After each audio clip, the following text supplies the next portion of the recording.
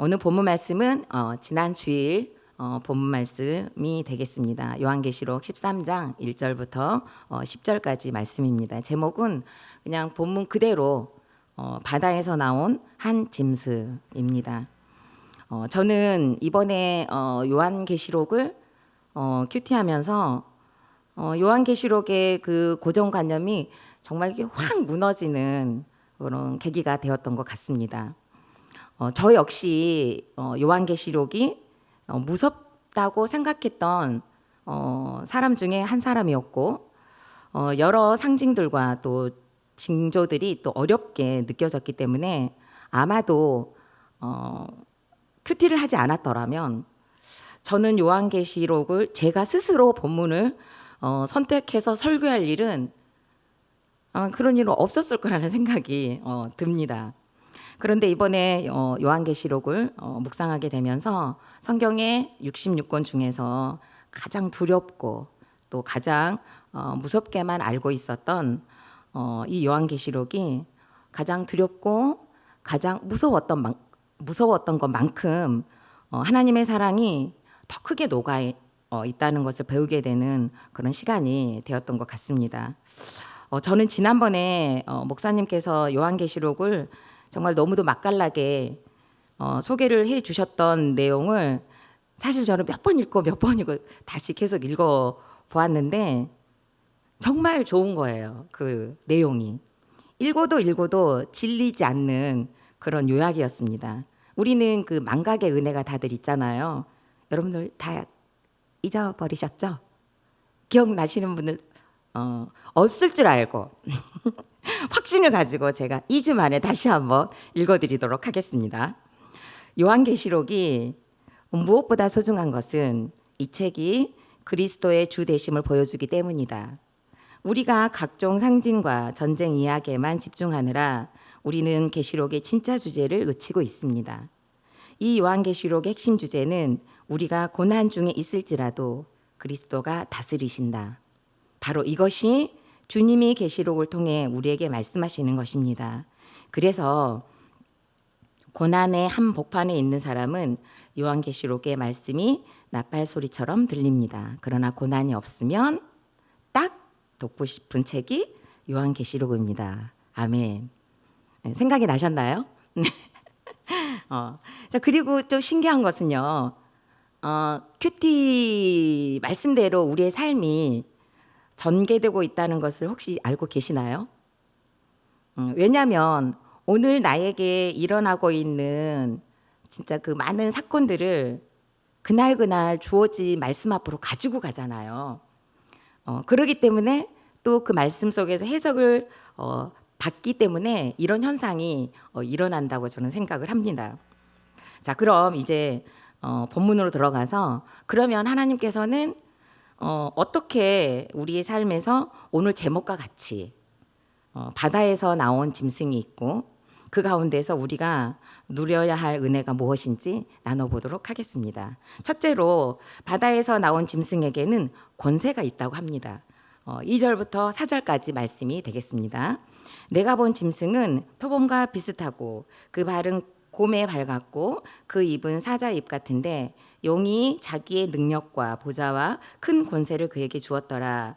그의 머리 하나가 상하여 죽게 된 것 같더니 그 죽게 되었던 상처가 나음에 온 땅에 놀랍게 여겨 짐승을 따르고 용이 짐승에게 권세를 주므로 용에게 경배하며 짐승에게 경배하여 이르되 누가 이 짐승과 같으냐 누가 능히 이와 더불어 싸우리요 하더라. 아멘. 오늘 13장에서는요. 어제 12장에 등장했던 붉은 용, 그러니까 즉 사단의 하수인 노릇을 하게 되는 두 짐승 중에 하나는 바다에서, 하나는 땅에서 올라오는 두 한상으로 구성되어 있습니다. 그 중에 지금 우리가 읽은 본문이 바로 바다에서 나오는 한 짐승을 가리키고 있습니다. 우리는 권세라는 말만 들어도 여러분들 입꼬리 안 올라가세요? 저는 올라가요. 권세라는 말만 들어도 이렇게 입꼬리가 올라가고 이게 좀 설레기도 하고 흥분이 됩니다. 바다에서 나온 이 짐승에게 그런데 그 권세가 있다고 합니다. 그런데 이 짐승이 나올 때는 어디로부터 나왔다고 했나요? 본문 한번 보시면 제목도 기억해 보시면 아시겠지만 어디에서 나온 거죠? 바다에서.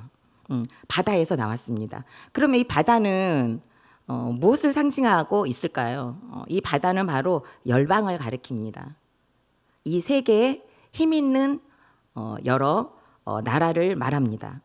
그리고 그 모습은 완전수인 그리고 또 만수인 열과 일곱으로 또 표현되고 열뿔과 일곱 머리 적 그리스도를 추종하는 많은 나라들 및 그 세력들을 말하기도 합니다.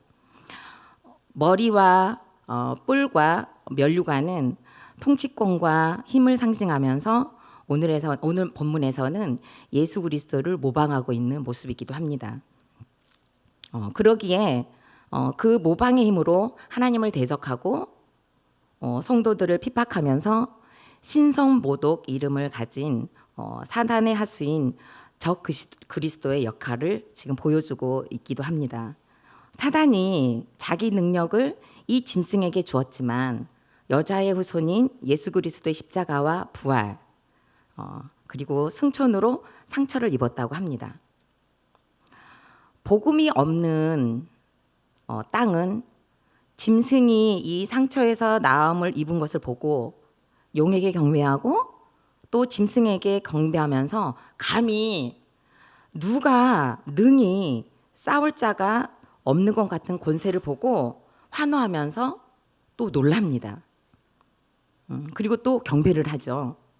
하지만 14만 4천 복음이 있는 자들은 다시 말해 택자인 우리들도 놀랍게 여기는 것이 있습니다.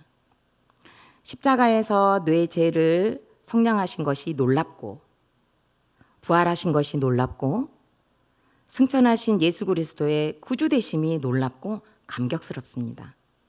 그래서 우리는 회개하면서 그 은혜 때문에 또 놀라고 그 짐승과 능히 싸울 자가 없다고 했지만 그 짐승과 능히 싸울 자가 바로 나와 우리라는 그리고 더불어가 있다는 것을 알고 우리는 주께 더욱 경배하고 감사해야 될 것입니다.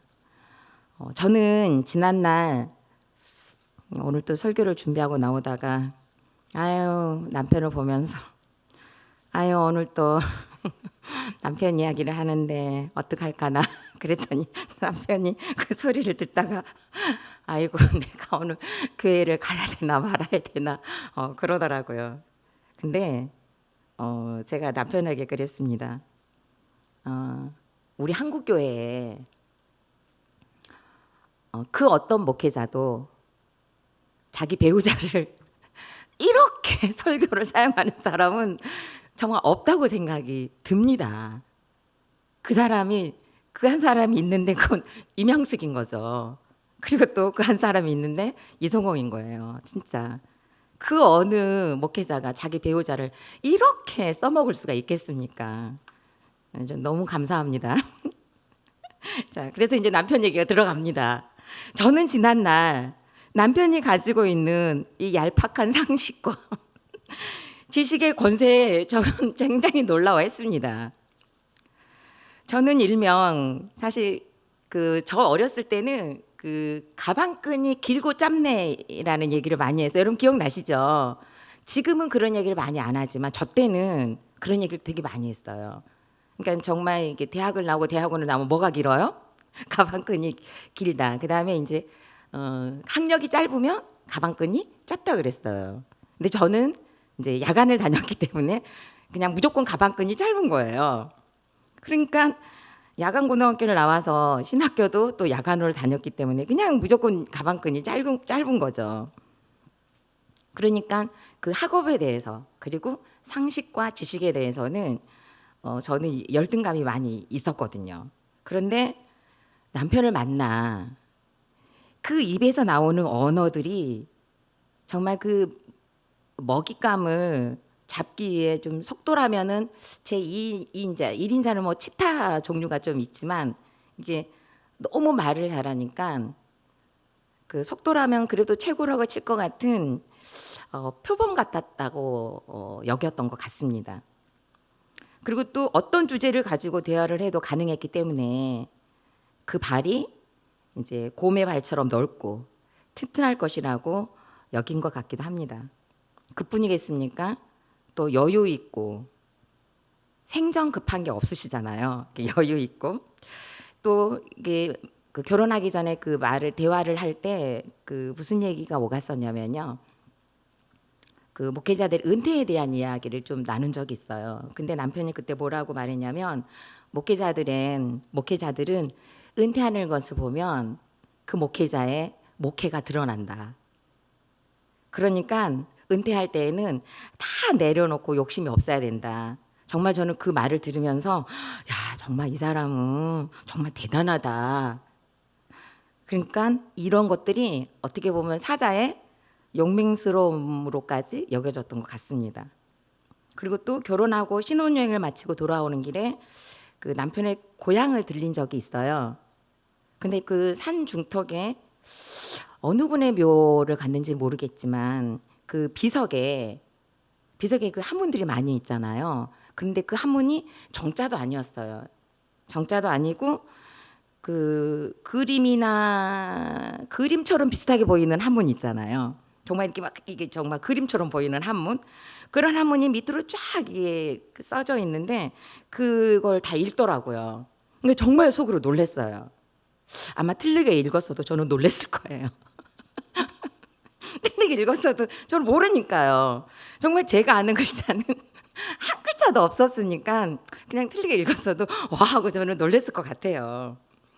그리고 또 아이들을 양육할 때 영어나 뭐 사회 문제 그리고 또 세계사 문제가 나오면 저는 무조건 남편에게 패스했습니다. 그리고 아이들은 고민도 안 하고 아빠께 가서 물어보고 또 남편은 아이들을 조곤조곤 잘 알아들을 수 있도록 예화를 들어가면서까지 속으로 이제 설명해 주는 것을 보고 저는 속으로 든든해한 적이 사실은 많이 있습니다.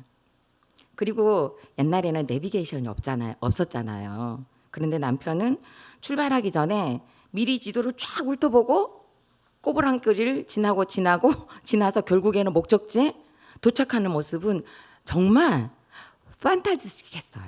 진짜. 질문해 보겠습니다. 여러분은 무엇에 놀라고 무엇에 감탄하고 있습니까? 그리고 어디에 놀라고 싶습니까? 연말 보너스와 월급에 놀라고 싶지 않습니까? 어제보다 좋은 환경에 놀라고 싶은 갈증은 없습니까?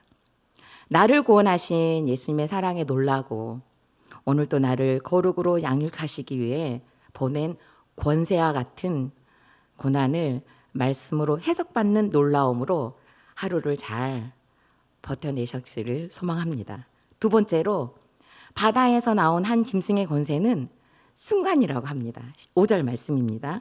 또 짐승이 과장되고 신선모독을 말하는 입을 받고 또 42달 동안 일할 권세를 받은 자들을 비방하더라. 아멘. 이렇게 바다에서 올라온 한 짐승이 아무리 큰 권세를 가졌다고 해도 이 권세의 영향력은 영원하지 않다고 합니다. 이긴 자가 되었다고 신성모독을 하면서 힘을 과장하면서 과시해 보지만 그 힘은 과장된 힘이고 이 짐승이 하는 말들은 진실이 하나도 없기 때문에 비방일 수밖에 없다는 것입니다. 비록 권세를 받아서 성도들과 싸워 이겼다고 해도 또 각 나라들을 다스리는 유일한 권세를 받았다고 하더라도 영원한 어린 양의 생명책에는 절대로 그 이름이 기록되지 못하는 권세일 뿐이라고 하는 것입니다. 저는 남편을 만나면 큰 교회를 목회할 것이라고 확신했습니다. 그 확신이 없었다면 어찌 저에게 관심도 없는 남편을 달달 볶듯이 해서 결혼까지 할 수 있었겠습니까? 사실 자존심 문제지 않나요? 그런데 야망과 성공이라는 타이틀을 손에 쥘 것 같으니까 그런 권세가 손에 쥐어질 것 같으니까 자존심이 없더라고요. 그 당시에 청년부를 맡고 있었는데요. 청년부 그 아이들이 단 한 명도 제 결혼에 찬성하지 않았습니다. 일제히 모두 일어나서 진짜 데모를 하듯이 반대했고요. 또 집사님들도 다 더 생각해 보라고 정말 말렸습니다. 그런 성도님들과 의견에서 제가 싸워서 남편과 결혼을 강행했던 거죠. 그러나 결혼 생활은 정말 그 짧은 권세를 받은 것과 같이 제가 믿었던 권세는 순간이었음을 깨닫는 광야가 되었습니다. 결혼과 동시에 이 모든 것은 연기와 같이 사라져 버린 거죠. 말만 무성하고 삶이 빈약한 남편의 일상과 또 해탈한 것 같이 욕심이 없어 보였던 것은 사실 무엇인가를 치열하게 잃어본 적이 없었고 또 가져본 적이 없었기 때문에 내려놓음에 대한 그 처절한 갈등도 없으니까 얼마든지 그러는 거를 말로 그냥 늘어놓을 수 있었던 것임을 정말 얼마 살아보지 않고 저절로 알아지고 다 그냥 드러나는 짧은 순간이었습니다. 그 당시 총신대학원생이라는 것에 걸맞는 것 같은 상식과 지식의 권세에 놀라서 결혼을 했던 것이죠. 아시는 분들은 진짜 다 아시죠. 조금 전에 제가 말씀드렸듯이 남편은 저를 마음에 들지 않아 했어요. 이게 자존심 문제잖아요. 남편은 저를 진짜로 마음에 들어요. 남편이 저기 마스크 속에서 웃고 있는데 진짜 여기서도 보이네요. 좋아서 웃는 것인지 참 물어보고 싶습니다. 남편은 저를 마음에 들어하지 않았어요. 근데 자존심이 안 상했던 이유가 뭐 때문이었다고요? 그 권세가 눈에 보였기 때문에 자존심이 안 상했어요, 정말. 그런데 제가 좋다고 치근덕거리고 전화를 안 하면 왜 전화를 안 하냐고 그러고 또 안 만난다고 하면 왜 안 만나려고 그러냐고 지금 만나줘야 된다고 그러고 남편이 안산으로 오는 게 아니라 제가 인천으로 막 쫓아가고 돈 들이고 시간 들이고 정성 들이고 그러면서 남편을 붙잡아서 결혼을 했지 않습니까? 그런데 결혼해서는 제가 권세라고 놀랐던 그 말들 때문에 싸움이 나고 그 말들 때문에 남편이 딱 싫어지더라고요. 정말 순간이었던 거죠. 어제는 잠들기 전에 눈을 감고 기도하는데 눈물이 정말 왈칵 나더라고요. 왜 눈물이 났겠어요? 저한테는 이 남편이 너무도 딱 맞는 남편인 거예요. 정말 오차 하나 없이 너무도 딱 맞는 퍼즐 같은 남편이었던 게 정말 인정이 되는 겁니다. 이 남편이라는 사람 막대기가 아니었으면 저는 정말로 뿔이 열이요 머리가 일곱이요 뿌리는 왕관을 쓴 정말 그 괴물이 정말 되고도 남았지 않겠습니까? 제가 누리고 싶었던 권세가 짧은 순간일 수밖에 없던 환경이었고 그런 환경이었습니다. 하지만 해석되지 않은 15년간의 결혼 생활에서 권세가 무너진 순간의 대가를 뼈아프게 치르는 시간을 하나님께서는 구속사로 전환시켜 주셔서 저의 고르기 시작되는 약재료가 되게 하셨습니다. 어린 양의 생명책에 저의 이름이 더욱 선명해지는 은혜가 임했다는 것을 부인할 수 없을 것입니다. 지금도 남편은 이런 저를 위해 끊임없이 수고해주고 있기 때문에 하나님의 사랑에 놀라고 이렇게 우둔한 저를 훈련해 가시는 하나님의 섭리가 믿어져서 눈물이 났습니다. 질문해 보겠습니다. 여러분을 살아있다고 느끼게 하고 가슴이 벅차도록 만족스러웠던 것들은 무엇입니까? 혹시 짧은 순간에 그것들이 사라지고 무너졌던 사건이 있습니까? 아니면 이것만큼은 순간이지 않고 영원하길 바라는 것은 무엇입니까? 세 번째로 바다에서 나온 한 짐승의 자리에서 성도의 인내와 믿음이 결국에는 마침표가 됩니다. 9절부터 10절입니다. 누구든지 귀가 있거든 들을지어다. 사로잡힐 자는 사로잡혀 갈 것이요 칼에 죽을 자는 마땅히 칼에 죽을 것이니 성도들의 인내와 믿음이 여기 있느니라. 아멘. 참 짧은 이 말씀이 달고도 쓰게 와닿습니다. 너무너무 맞는 말씀인데 내 말씀으로 받기에는 엄청난 말씀이라는 생각을 하게 됩니다. 이 본문은요. 예레미야 15장 2절의 말씀, 여호와께서 이와 같이 말씀하시기를 죽을 자는 죽음으로 나아가고 칼을 받을 자는 칼로 나아가고 기근을 당할 자는 기근으로 나아가고 포로될 자는 포로됨으로 나아갈지어다 라는 말씀과, 그리고 또 43장 11절에서 그가 와서 애굽 땅을 치고 죽일 자는 죽이고 사로잡을 자는 사로잡고 칼로 칠 자는 칼로 칠 것이라 라는 말씀을 반영한 것입니다. 심판의 날에 성도들이 당할 핍박이 설명되어 있는 말씀과 동시에 어찌 보면 순교와 같은 죽음을 각오해야 한다는 것을 말해주기도 합니다. 이렇게 죽음을 각오하고 내 목숨을 버려야 그 순간에 얻어지는 인내와 믿음이 생기기 때문입니다. 동전의 양면처럼 사로잡히고 칼에 죽을 그 상황에서 인내와 믿음의 힘이 발휘되기 때문입니다. 저는 지난주에 이 본문이 임하는 날이 있었습니다.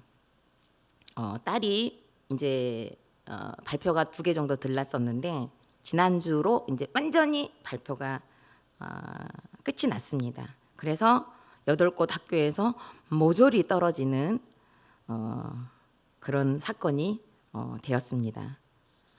그리고 지난 화요일에 저는 목장과 목자톡에 저녁 식사를 마치고 이와 같은 문자를 보냈습니다.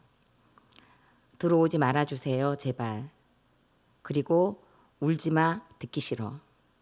혼자 있고 싶으니까 노크도 하지마. 들어오면 죽여버릴 거야. 이 메모가 방에 붙여 있는 것을 확인하고 아직 딸의 얼굴을 보지 못했습니다. 그리고 기다리는 것이 쉽지 않습니다.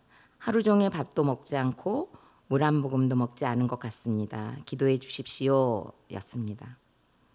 문을 열어서 딸의 생사를 확인해야 한다는 불안과 사투를 벌이면서 정말 어떻게 해야 할지 몰라서 처방을 구했었습니다. 제 머릿속에는 딸이 피투성이가 되어 있는 카드가 떠오르고 죽어 있을 것만 같은 딸의 모습이 자꾸 생각나서 정말 그 버티기가 너무너무 힘이 들었고 기다리는 것이 힘들었습니다. 기다리라는 그 처방의 댓글을 보면서 숨이 쉬어지고 또 지체들의 그 처방이 하나님의 처방과 같이 여겨졌습니다. 그리고 이렇게 정말 아무것도 할 수 없을 때 내려진 처방이어야 순도 100%의 순종이 되는 것이라는 그런 깨달음도 받는 시간이기도 했습니다. 딸은 그 다음날 민망해하면서도 밝은 얼굴로 기어 나오다시피 해서 나왔습니다. 그리고 제가 방에 들어갔을 땐 정말 정신이 번쩍 뜨이게 한 것은 침대 밑에 방바닥에서 그 언제 가져갔는지는 모르지만 싱크대에 꽂아두었던 가장 길고 날카로운 횟집에서 사용하는 칼이 그곳에 떨어져 있었습니다. 저는 그 칼을 집어들면서 내 딸이 지옥을 겪고 있었구나 라는 생각을 하며 버텨준 것이 고맙고, 그리고 버티게 해주신 하나님께 감사가 되어졌습니다. 어제는 정신과 진료가 있어서 다녀왔습니다.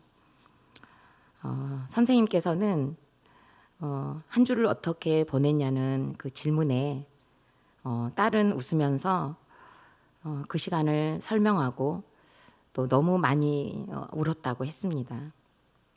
그런데 그렇게 많이 울고 나니까 오히려 시원해졌다고 그렇게 말을 하면서, 그러다가 내가 왜 이러고 있지? 라는 생각도 하게 되었다고 합니다.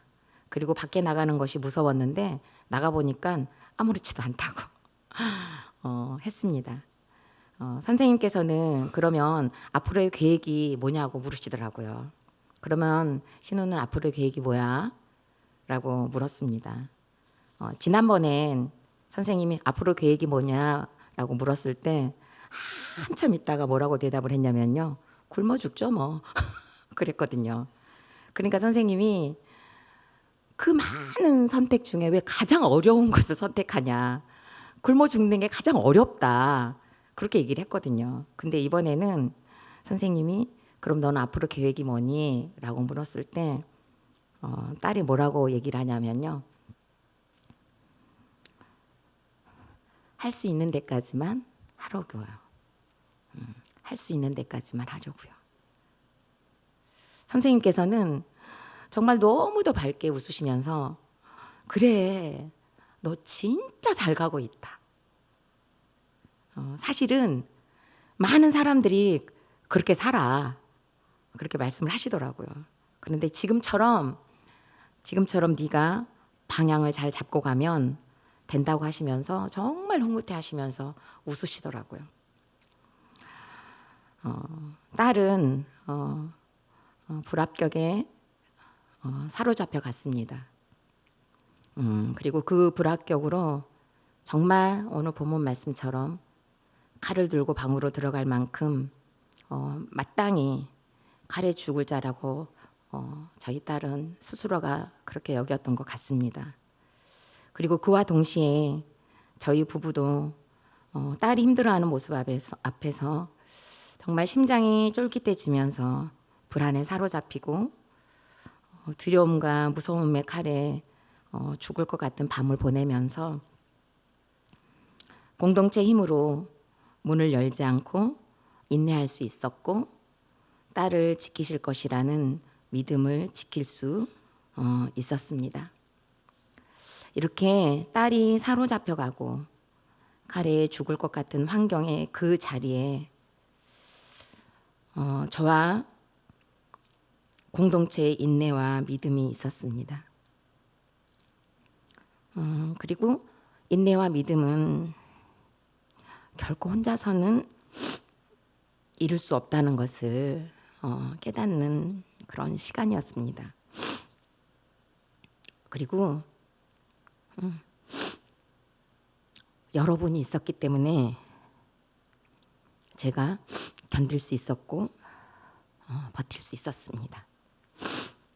하늘가족 공동체 여러분이 계셨기 때문에 저와 여러분이 저의 딸의 사건 앞에서 오늘 본문에 있는 인내와 믿음을 얻을 수 있었다고 생각합니다. 질문해 보겠습니다. 지금 여러분을 사로잡고 있는 것은 무엇입니까? 칼같이 죽음같이 임한 사건은 무엇입니까?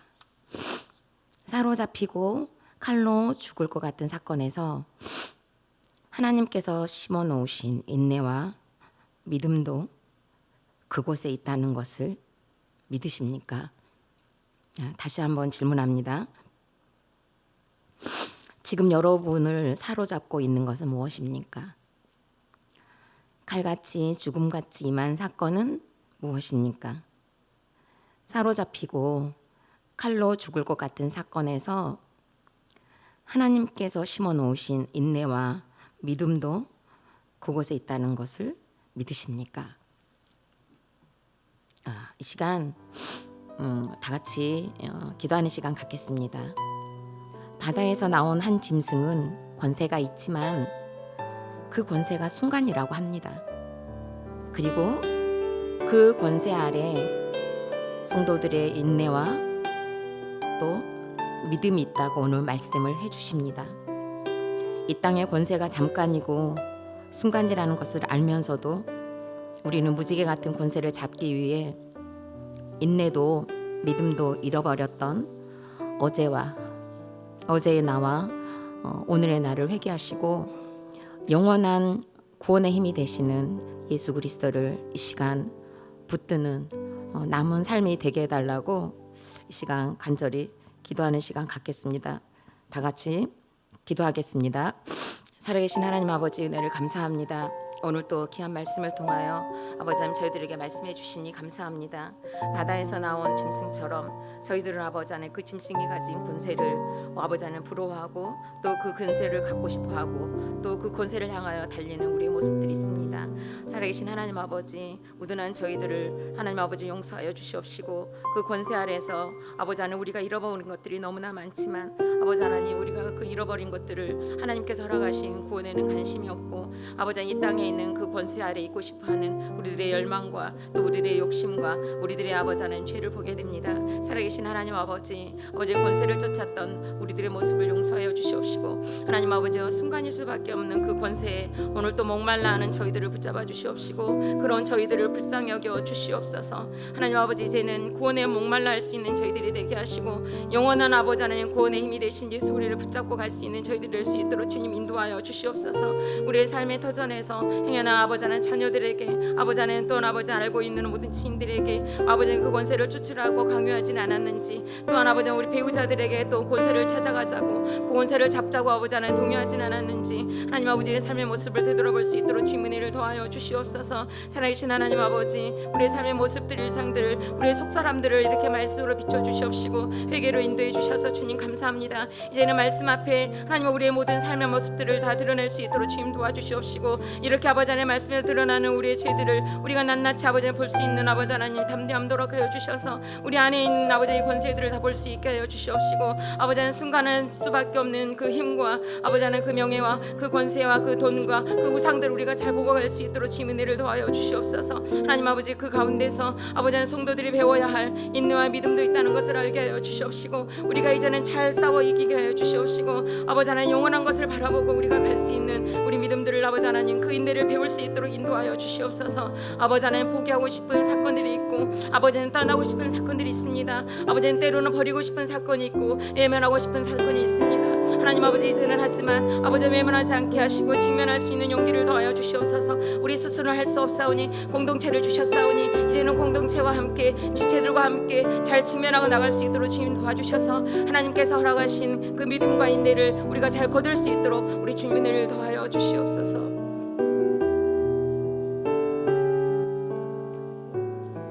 살아계신 하나님 감사합니다.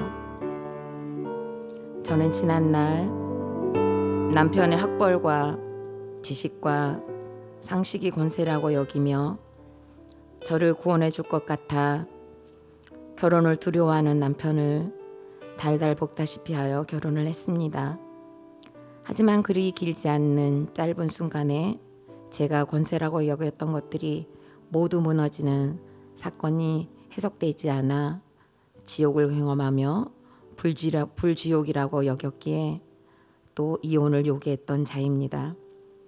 도망하려는 남편을 붙잡아 결혼을 해놓고 제가 그려놓은 수준에 맞지 않는다고 다시 이혼을 강행했던 저야말로 바다에서 나온 짐승과 같은 자였습니다.